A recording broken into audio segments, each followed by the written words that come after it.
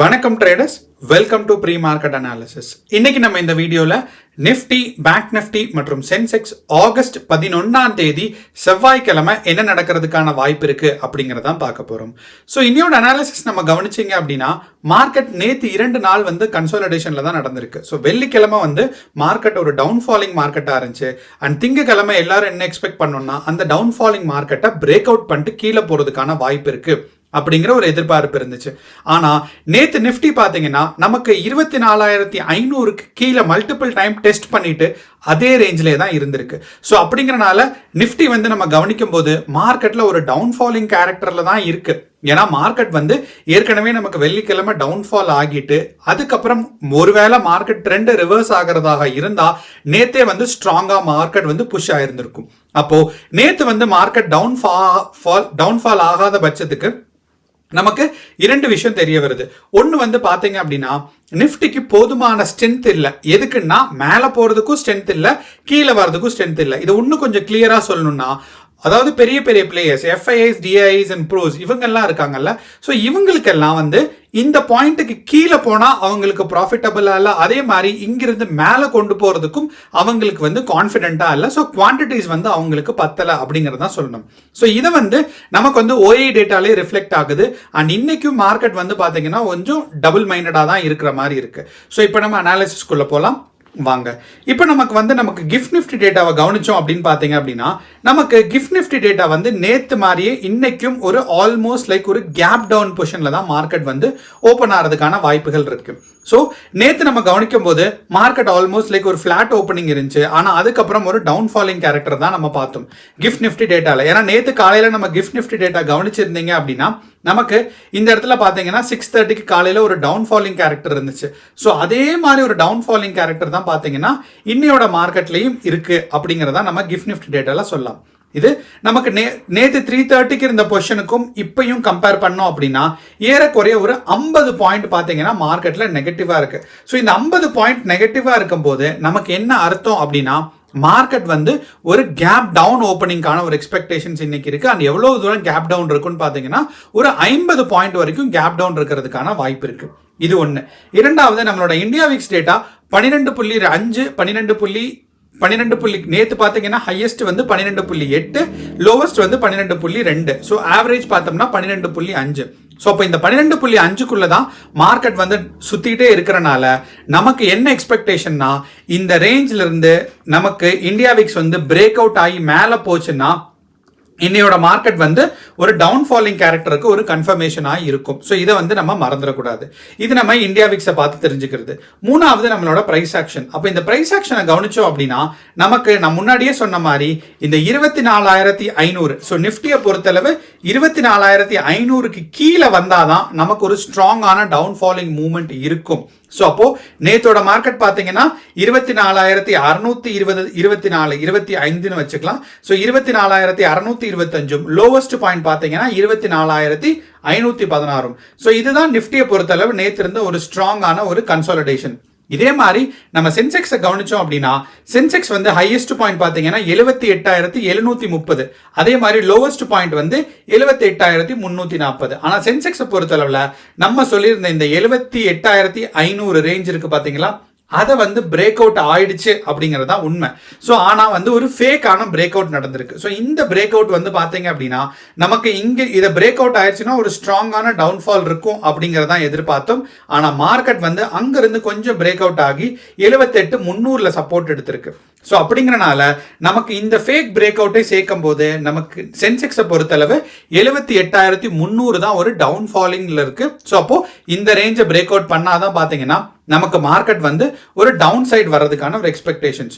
மூணாவது நம்ம பாத்தீங்கன்னா நம்மளோட பேங்க் நிஃப்டி எடுத்துக்கலாம்.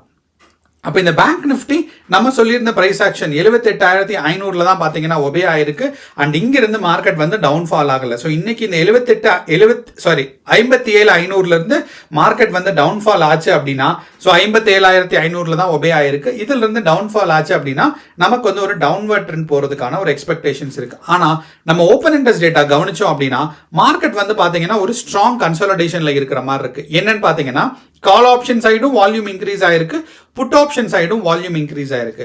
அண்ட் இரண்டாவது நமக்கு இந்த பிசிஆர் ரேஷியோ இருக்கு பாருங்க, பிசிஆர் ரேஷியோ 0.8 பக்கம் போயிருக்கு. அப்ப இந்த 0.8 பக்கம் போறதுனா என்ன அர்த்தம்னா மார்க்கெட் ஏறக்குறைய வந்து ஆல்மோஸ்ட் லைக் நமக்கு வந்து ஒரு நியூட்ரல் ஸ்டேஜுக்கு வந்துட்டு இருக்குங்கிறத சொல்லலாம். அண்ட் இன்னொன்னு எப்படி வந்து நமக்கு வந்து காலையில 9:15ல இருந்து நமக்கு வந்து எண்ட் ஆஃப் தி டேல பார்க்கும்போது 3:30க்கு மார்க்கெட் வந்து பாத்தீங்க அப்படின்னா இப்போ வந்து 340 ஆக்கிட்டாங்க. 340க்கு நமக்கு பார்க்குற போது நமக்கு பார்த்தீங்கன்னா எப்படி call option and put option increase ஆயிருக்கோ அதே மாதிரி last 3 hours, last 2 hours, last 1 hour பார்த்தோம் அப்படின்னா அப்படியே call option and put option வந்து பாத்தீங்கன்னா குறைஞ்சிருக்கு. ஸோ இன்க்ரீஸ் ஆகும் போது ஒரேடியா இன்க்ரீஸ் ஆயிருந்திருக்கு, அதே மாதிரி குறையும் போது பாத்தீங்கன்னா அதே மாதிரி குறைஞ்சிருக்கு. ஸோ இப்போ இது என்ன சொல்லுதுன்னா மார்க்கெட் வந்து ஹைலி பேலன்ஸ்டு ஸ்டேட்ல இருக்கு. அப்போ இன்னைக்கு வந்து நமக்கு ஒரு ஸ்ட்ராங்கான ஒரு கன்சாலிடேஷன் ஃபேஸ் எதிர்பார்க்கறதுக்கான வாய்ப்புகள் இருக்கு.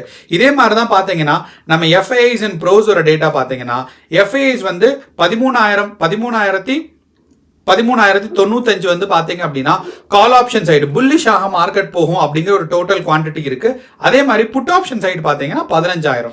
ஸோ இது ரெண்டுமே பாத்தீங்கன்னா ஆல்மோஸ்ட் லைக் ஒரு பேலன்ஸ்டு வால்யூம், கால் ஆப்ஷனுக்கு ஒரு வால்யூம், புட் ஆப்ஷனுக்கு ஒரு வால்யூம். ஸோ அப்படிங்கிறனால மார்க்கெட் வந்து கன்சாலிடேட் நேத்து ஆனதுக்கான ஒரு ப்ரூஃப். அண்ட் இரண்டாவது விஷயம் நமக்கு ப்ரோஸும் கன்சாலிடேட் தான் ஆயிட்டு இருக்காங்க. ஸோ அப்படிங்கிறனால இந்த மாதிரி டைம்ல நம்ம இன்னொரு எக்ஸ்ட்ராவான ஒரு டேட்டா என்னன்னா மல்டி ஸ்ட்ரைக் ஓஏ. இதை நீங்க ஃபாலோ பண்றதாக இருந்தால் இது ரொம்ப ஒரு கன்ஃபியூசிங்கான டேட்டா, ஆனா ரொம்பவே கிளியரா வந்து சொல்லும். ஸோ அடுத்த மணியில நமக்கு வந்து பாத்தீங்கன்னா call option and put option எடுத்துக்க போறோம். ஸோ அப்போ அடுத்த மணிக்கு பக்கத்துல இருக்க 2 call option and put option. So அப்படி நம்ம கவனிச்சோம் அப்படின்னா காலையில நமக்கு 3:30 காலையில நமக்கு 9:15க்கு ஓப்பன் ஆகும்போது பாத்தீங்க அப்படின்னா மார்க்கெட் டவுன் சைட் போச்சு.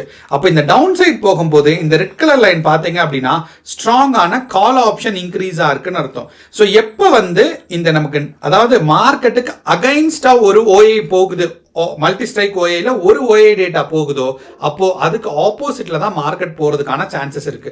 இது வந்து ஒரு டைவர்ஜென்ஸ் ஓஏன்னு சொல்லுவாங்க. மார்க்கெட் அண்ட் ஓஏ பார்க்கும்போது ஒரு டைவர்ஜென்ஸா ஆகுது. ஸோ அப்போ இந்த கால் ஆப்ஷன் சைடு வந்து பாத்தீங்கன்னா ஒரு டைவர்ஜென்ஸ் ஆகுறதுனால அதுக்கு ஆப்போசிட்ல போகும். ஏன்னா இந்த வால்யூமை யாருன்னு வச்சிருக்காங்க அப்படின்னா ஆப்ஷன் செல்லர்ஸ் தான் வச்சிருக்காங்க, ஆப்ஷன் பையர்ஸ் கிடையாது. ஸோ அப்படிங்கிறனால நம்ம ஆப்ஷன் செல்லர்ஸோட வியூல இருந்து நம்ம கவனிச்சோம் அப்படின்னா மார்க்கெட் வந்து ஒரு டவுன் சைடு போறதுக்கான இருக்காரு. ஆனா இந்த இடத்துல நீங்க கவனிச்சீங்கன்னா புட் ஆப்ஷன் வால்யூம் இன்க்ரீஸ் ஆயிருக்கு. ஆனா இந்த புட் ஆப்ஷன் வால்யூம் விட கால் ஆப்ஷன் வால்யூம் எக்ஸ்போனன்ஷியலா இன்க்ரீஸ் ஆயிருக்கு. அப்படிங்கறனால நம்ம இந்த பாயிண்ட் கரெக்டா சொல்லணும்னா 9:15க்கு அப்புறம் நமக்கு வந்து பாத்தீங்கன்னா 9:15க்கு அப்புறம் நமக்கு பார்க்கும்போது ஸ்ட்ராங்கான வால்யூம் இன்க்ரீஸ் வந்து நமக்கு தெரிஞ்சிருக்கு. ஸோ அப்போ அதனால நம்ம என்ன எக்ஸ்பெக்ட் பண்ணலாம் அப்படின்னா மார்க்கெட் இந்த இருக்கு டவுன் சைட் போகும். இதே மாதிரி நீங்க இன்னைக்கு மல்டி ஸ்ட்ரைக் ஓஏ பார்க்கும்போது ஆல்மோஸ்ட் லைக் பேலன்ஸ்டு இந்த மாதிரி நமக்கு வந்து ஒரு 10:45க்கு அப்புறம் இருக்கு பாருங்க. கால் ஆப்ஷன் மேல போகுது, திருப்பி கால் ஆப்ஷன் கீழே வருது, புட் ஆப்ஷன் மேல போகுது, புட் ஆப்ஷன் கீழே வருது. ஸோ இந்த ரேஞ்சில் மாதிரி இருக்கு அப்படின்னா டைவர்ஜென்ஸ் ஆகாம இருக்கு அப்படின்னா மார்க்கெட் என்ன அர்த்தம்னா ஒரு கன்சாலிடேஷன் ஃபேஸ்ல இருக்குன்னு அர்த்தம். ஸோ நமக்கு வந்து இந்த டைவர்ஜென்ஸ் வந்து நிஃப்டிக்கும் அதே மாதிரி நமக்கு வந்து கால் ஓஏக்கோ இல்லைன்னா புட் ஓஏக்கோ ரெண்டுக்கும் ஒன்னுக்கும் நடக்கல அப்படின்னா மார்க்கெட் ஒரு கன்சாலிடேஷன் ஃபேஸ்க்கு வர்றதாக அர்த்தம். ஸோ அப்போ எப்போ இந்த கன்சாலிடேஷன் ஃபேஸை ரீச் ஆகுதோ அப்ப நமக்கு வந்து கேர்ஃபுல்லா இருக்கணும். ஏன்னா இங்கதான் வந்து பாத்தீங்கன்னா மோஸ்ட் இன்ட்ராடே ட்ரேடர்ஸ்க்கு லாஸ் ஆகும்.